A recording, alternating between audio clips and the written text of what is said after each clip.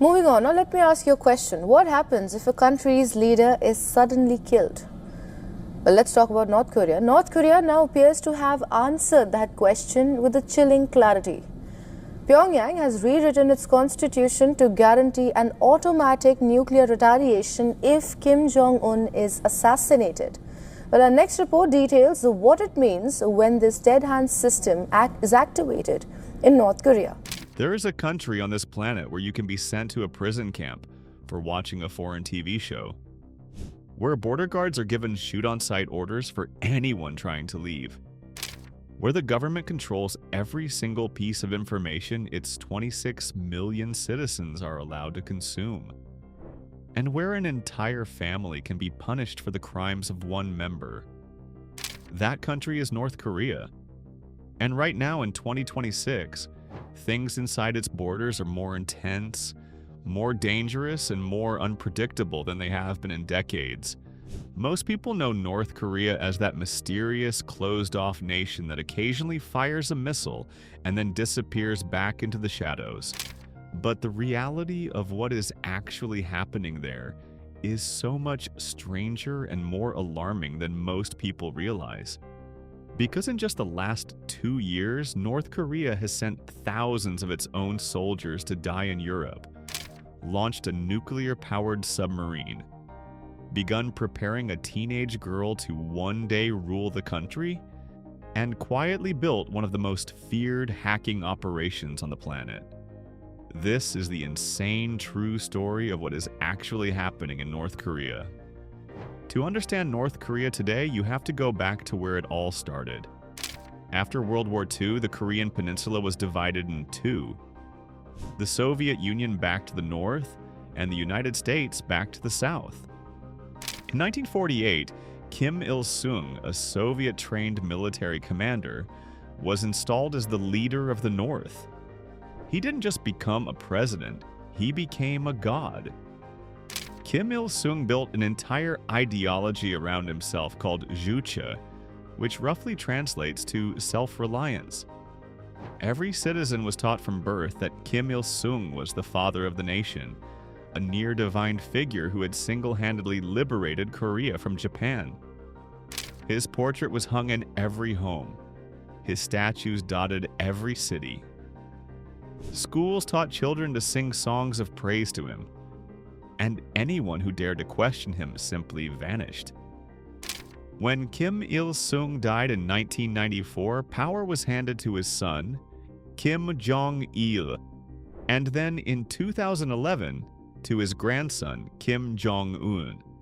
This makes North Korea the world's only communist monarchy, where supreme power passes from father to son like a royal family, but with nuclear weapons. Kim Jong-un was in his late 20s when he took power, and the world assumed he wouldn't last long. Many analysts thought the regime might collapse, but over a decade later, Kim Jong-un is still firmly in control. He has executed dozens of senior officials, including his own uncle, and methodically tightened his grip on every aspect of North Korean life. And now, in 2026, he is already planning for what happens after he is gone. One of the biggest stories coming out of North Korea right now is something that would be completely unthinkable in most countries.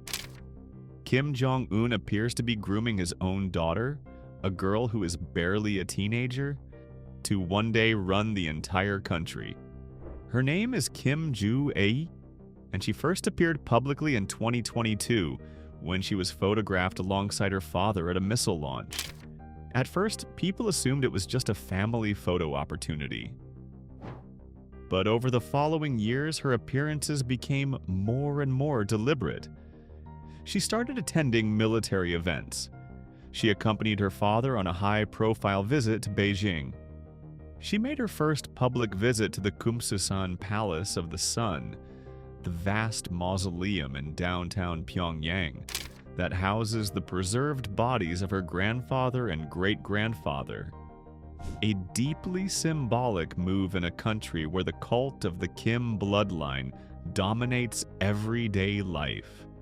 In February 2026, South Korea's National Intelligence Service told lawmakers that Kim Jong-un had clearly designated Ju Ai as a successor, with the assessment based on her increasingly prominent presence at official events.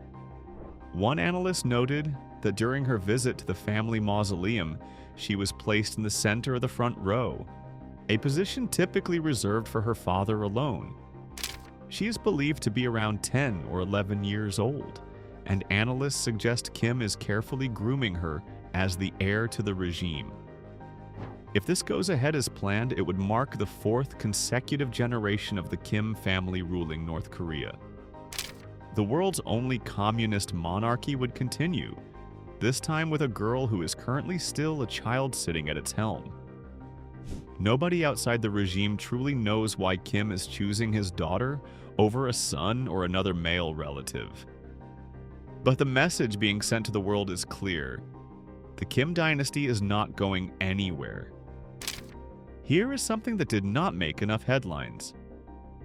In 2024 and 2025, North Korea sent its own soldiers to fight and die in Europe, not as some symbolic gesture, as actual combat troops deployed on the front lines of a real and brutal war. When Russia invaded Ukraine in 2022, it began struggling with enormous casualties and ammunition shortages, and so it turned to one of its closest allies for help, North Korea. North Korea began assisting Russia's war effort as far back as August 2023, shipping weapons when both Russian and Ukrainian militaries were struggling with ammunition shortages. Then in the fall of 2024, North Korea began sending soldiers with between 14,000 and 15,000 troops deployed to fight alongside Russian forces, according to Western officials. Out of at least 15,000 North Korean personnel sent to Russia, more than 6,000 were killed or wounded, according to South Korean estimates. The North Koreans reportedly suffered heavily early on, launching high-risk frontal attacks with little coordination and showing a shocking lack of preparedness for modern warfare, where drones, precision missiles, and electronic warfare dominate the battlefield. In some cases, hundreds of casualties were reported in just a matter of days. Reports from Ukrainian special forces and South Korean intelligence even revealed that injured North Korean soldiers were sometimes executed by their own units, rather than be allowed to surrender or be captured. Kim Jong-un eventually held public ceremonies to honor the dead. In one ceremony, he appeared to acknowledge the deaths of 100 soldiers, hugging the children of fallen troops and appearing visibly tearful on state television. But the actual number of dead was far higher than what state media would ever admit. So why did Kim do it? Because he wasn't just sending soldiers, he was getting something in return. Kim Jong-un's decision to send North Korean troops to Russia was not an act of friendship. It was a transaction, and for Kim, it was an incredibly valuable one. In return for deploying troops and supplying Russia with millions of artillery shells, ballistic missiles, and multiple rocket launchers, North Korea is believed to be receiving advanced military technology, financial support, and energy supplies. In other words, Kim Jong-un traded the lives of his soldiers for technology that North Korea could never have developed on its own. Russia, one of the world's foremost military powers, is essentially upgrading the North Korean war machine as payment for boots on the ground. By the end of 2025, North Korean state media reported that Kim had inspected a new 8,700-ton nuclear-powered submarine, which he called an epoch-making change in North Korea's military deterrence. This is not a country that has historically had this kind of capability. The rapid advancement of their naval technology is almost certainly connected to the technology transfer they are receiving from Russia. Kim has also called for the development of submarine-launched intercontinental ballistic missiles, AI-enabled unmanned attack systems, and anti-satellite capabilities as part of a new 5-year military modernization plan outlined at the 9th Congress of the Workers' Party in February 2026. And the relationship between North Korea and Russia is only deepening. Trade between North Korea and China also recovered to pre-COVID levels at $2.73 billion in 2025, alongside the resumption of passenger train and air routes in March 2026. After years of near-total economic isolation, North Korea is quietly rebuilding its international ties, but on its own terms, and exclusively with countries that are aligned against the West. If you thought the troop deployments were alarming, wait until you hear about the other ways North Korea is funding its ambitions. For years, North Korea has been running one of the most sophisticated state-sponsored cybercrime operations in the world. And in 2025, they hit new records.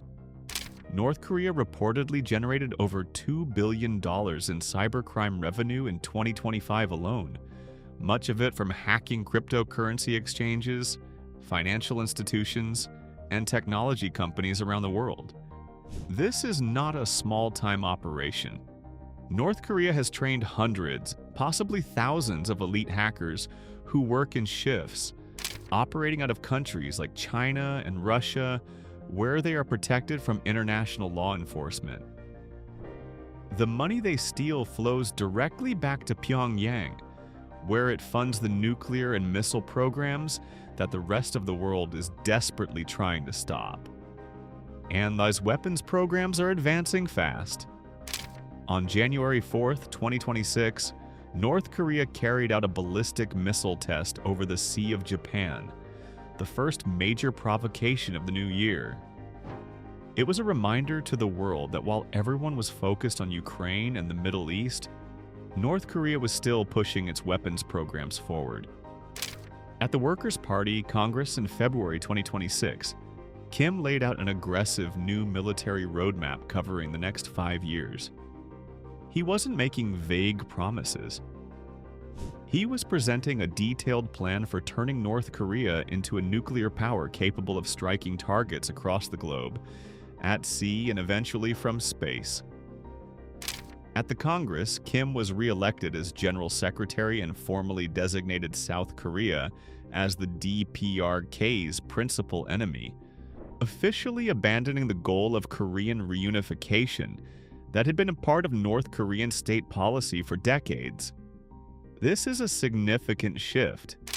For the first time, the regime is openly saying that it does not see a future where the two Koreas come together. The peninsula is permanently divided, and Kim is preparing for permanent confrontation. All of this geopolitical maneuvering happens at the very top. But what about the 26 million ordinary people who actually live in North Korea? What is their daily life actually like right now? The answer is bleak. In 2025, North Korea remained one of the most repressive countries on the planet, with severe restrictions on rights continuing amid economic decline for ordinary people, intensifying hunger and inequality, while the government prioritized weapons development over the welfare of its citizens.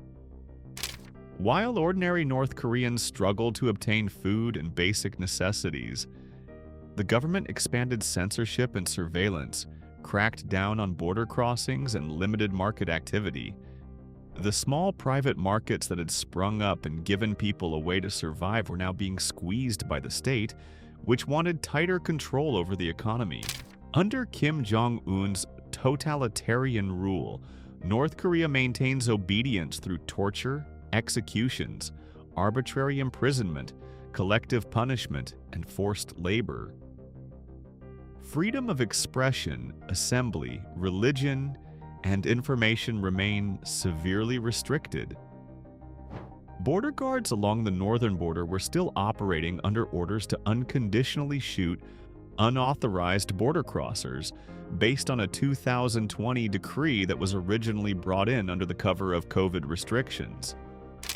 Keep testing and keep threatening. The world has spent decades trying to figure out how to handle North Korea. Sanctions haven't worked. Diplomacy has repeatedly collapsed. Military threats have been met with more missile tests, and every year Kim Jong-un grows more capable, more dangerous, and more isolated from any pressure the outside world can apply. If you made it all the way to the end of this video, it means you actually care about understanding the world at a deeper level than most people do. And honestly, that is exactly the kind of person this channel is made for. So, if you are not subscribed yet, hit that subscribe button right now.